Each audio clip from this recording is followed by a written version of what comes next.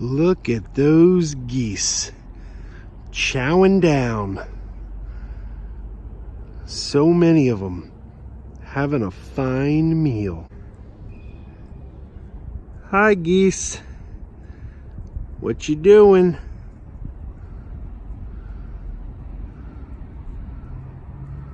Anyone want to play a game of duck, duck, goose? MegaPodTastic. It seems to me, not that I track these things too closely, I don't pay too close attention to this kind of thing, but it seems to me that every year around the springtime, we get a lot of geese. And those geese show up, and they have their baby geese, and then the baby geese are running around, and the adult geese are being all, protective, and if you get too close, they hiss at you, they chase you, typical goose stuff. But, and again, I haven't tracked this too carefully, but it always seemed to me that at a certain time, around fall or so, the geese would disappear. We wouldn't see the geese again until springtime. I guess I don't know where the geese went, flew south, but they're Canadian geese, so maybe they fly north. I don't know. But it always seemed to me that we didn't see the geese again until spring rolled around. This year it seems like the geese just didn't leave. That seems unusual to me. The geese are still around in full force. It's like they never went away, and here we are in January, and I wouldn't expect to be seeing the geese now, but they're here. Good morning, Megapodlings. Krazy Joe here, going on a tangent about geese, but I'm sure that's not why you're watching. Who tunes in to watch me talk about geese? I don't know. I figured, as we're now in January, it's probably the right time, maybe past time, to talk about what I call the four big films of the holiday season. Now, there's been a lot of films this holiday season, a lot of movies out there competing for your dollars at the box office. But in my mind, there's four big ones. They're actually the top four at the box office right now. And they are Aquaman, Mary Poppins Returns, Bumblebee, and Spider-Man Into the Spider-Verse. By the way, I've released videos, my reviews of Aquaman and Bumblebee. I've seen all four of those movies. I did not release anything for Mary Poppins. And Into the Spider-Verse, I shot a video. And then while I was editing it, I realized I wasn't happy with the video. I wasn't pleased with it. I thought it was subpar. I didn't release it. I felt like I was just rambling too much on the history of the characters, and I didn't put it out there. Anyway, bottom line is, I liked Into the Spider-Verse. I thought it was really good. I'd like to see it again. Opportunity has not arisen to get out there. Of the top four, of those big four movies I mentioned, I haven't seen any of them more than once. And I would like to see pretty much all of them more than once. Maybe not Mary Poppins. Well, let's start with Mary Poppins. Okay, Aquaman. Aquaman is the big movie of the Christmas season, it seems. That is the movie that has dominated the box office. It's been number one since the day it came out. And I did a review of Aquaman. I saw the early screening of it. I liked Aquaman. I liked it a lot. I've only seen it once. So where does it fall in the pantheon of the DC Cinematic Universe? Some people are saying it's the best film in the DC Cinematic Universe. Some people are saying Wonder Woman is still the best, but Aquaman's really good. Some people hate Aquaman. They seem to be in the minority, though, because most people seem to really, really like the movie.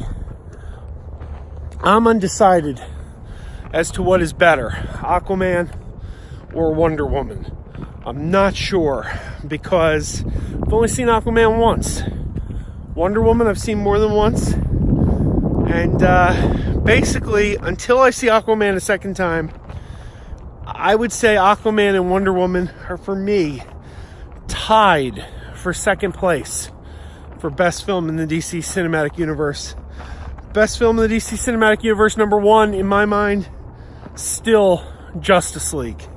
Justice League, phenomenal. There was some real movie magic going on there. The chemistry between the characters, terrific. The dialogue, the script by Joss Whedon, excellent. I love that movie. I think it's pretty close to perfect. The one area where it fell short kind of had a weak villain. But I do believe that that is still the best film in the DC Cinematic Universe. Number two would either be Aquaman or Wonder Woman. And I want to see Aquaman again before I make that decision. So, I like Aquaman. Number two at the box office, Mary Poppins Returns. I haven't done any kind of review on this. I guess you guys don't know what my thoughts are on it. So I'll tell you, I liked Mary Poppins Returns. Mary Poppins Returns seemed to be an exercise in futility. It seemed to be a bad idea. How in the world are you going to do a sequel to one of the great all-time classic Disney movies? I'm sorry, I'm trying to watch where I step because there's goose poop everywhere. And I don't want to step in it. It just seems like that movie's a timeless classic. Timeless. How are you going to do a sequel? It just seems like you're setting yourself up to fail. They didn't. They did not fall flat on their face. That movie did not embarrass anyone. It is a well-made, entertaining, good family film worth your time. My only problem with it is it's a little bit rehashy. It does feel like it hits all the same beats as the original Mary Poppins. Now, this is the kind of charge that has been made about many movies over the years. Force Awakens especially. A lot of people said Force Awakens was nothing but a rehash remake of A New Hope. I firmly disagree. Because while it does hit some of the same story beats, you know, information hidden in a droid and you know,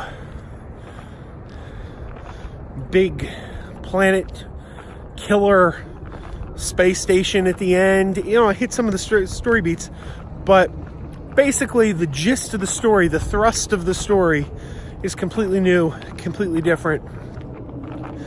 Mary Poppins is kind of the same thing, but it's like the skeletal structure of the movie is almost identical to the original. You know, the family's in trouble. Mary Poppins comes to help. There is a fantasy song with the kids, where the kids learn how magical she is. Like in the original, it was the spoonful of sugar. Here, it's a bath time song. Then we go on a cartoon adventure, like the chalk drawings, you know, with the penguin waders in the original. This time, it's something else. Almost beat for beat, the original movie. And Lin-Manuel Miranda, is that how you say his name? Is that it? I think that's it.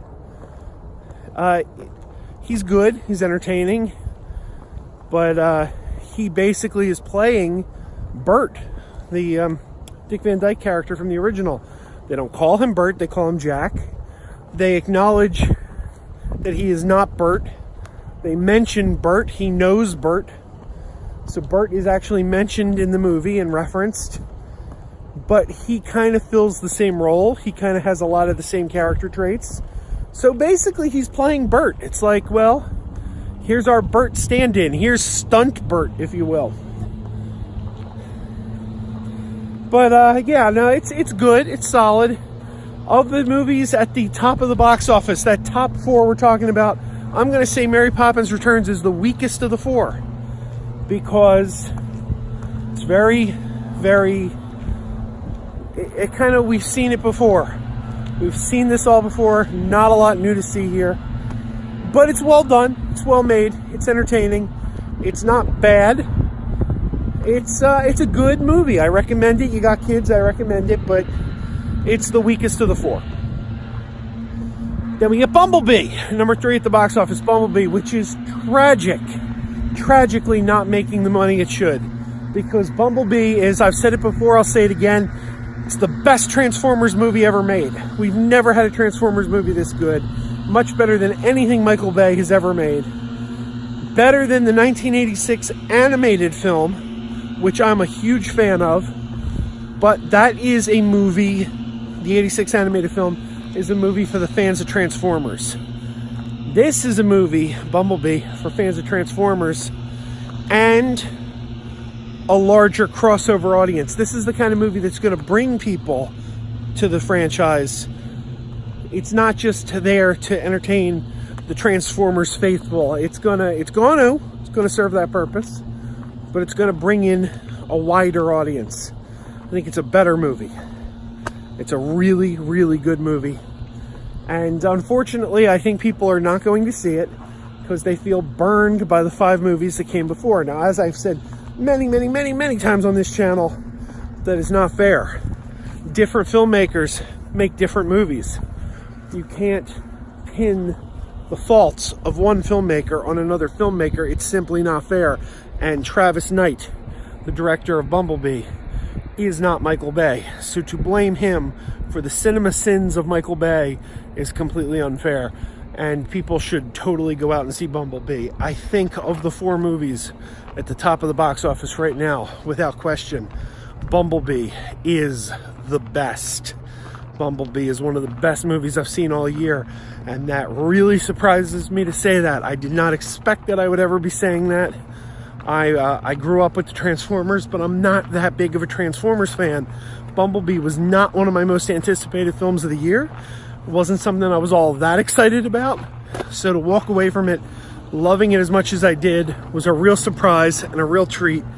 And I'm telling you, it's better than Aquaman. And I loved Aquaman. If you haven't seen Bumblebee yet, please go out. Please support the movie. Give it your money, because that sends a message. That sends a message to Paramount.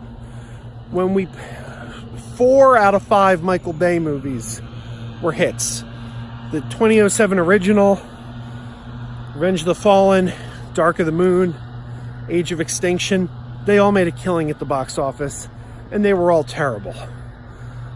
And every time Paramount made money from one of those movies, it sent a message, hey, this is going to make money. The fans want this Michael Bay garbage. And hence they kept shoveling that Michael Bay garbage at us for almost a decade.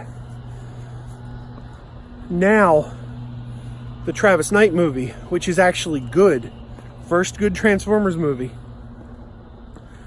is not making money. And that's going to send a message to Paramount. Oh, they don't like this. Don't make any more of this. And that's not fair. It's like we're finally getting something good. We want to let Paramount know, hey, this is right. You got it right this time. We like this. Thank you. Why didn't you do this in 2007? Only way they're going to get that message is if they get the money. And sadly, it's not happening. And that is a damn shame. All right. Final film at the of the Christmas season that we should talk about is Spider-Man Into the Spider-Verse. Again, really liked it. It's very good. Very, very good. It's probably, of these top 4, it's probably 3rd on my list. I would say Bumblebee, Aquaman, then Into the Spider-Verse, then Mary Poppins. That's my personal way I would rank these 4 films. But Into the Spider-Verse is fun. It's funny. It's family friendly. It's one of the best Spider-Man movies ever made. Some people are saying it is the best Spider-Man movie ever made. I would probably put it at number 4, because I think the first 2 Sam Raimi movies are better.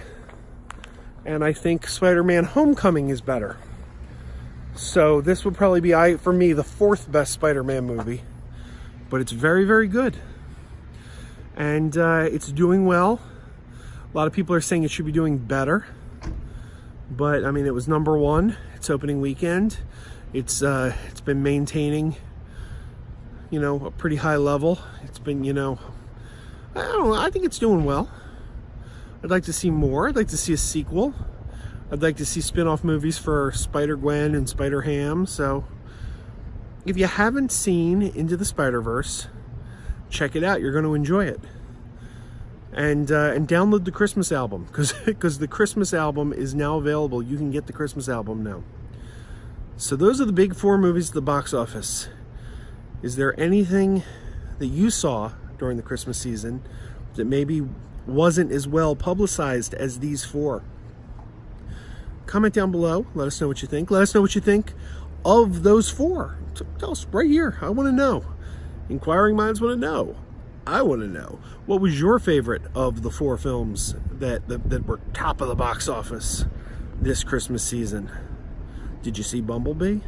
Do you agree? Best Transformers movie ever? I'm right? I'm right. Bumblebee was good. Bumblebee was really good. Ridiculously good. I want to see Bumblebee and Aquaman again so much, and I don't know when I'm going to find the time. But until next time, keep wearing those pajamas. Keep wearing those pajamas with the plastic feet. Keep wearing those pajamas. Tell everyone you meet. Keep wearing those pajamas with the back door flap. Keep wearing those pajamas. Don't open, it's a trap. Oh no, it's a trap. Some people call them PJs, some people call them jammies. They can come embroidered with big money and no whammies. They can have 100 tiny commander adamas, but no matter how they look, just keep on wearing those pajamas. Keep on wearing those pajamas. Keep wearing those pajamas. And now we're having fun. Keep wearing those pajamas. And now the song is done.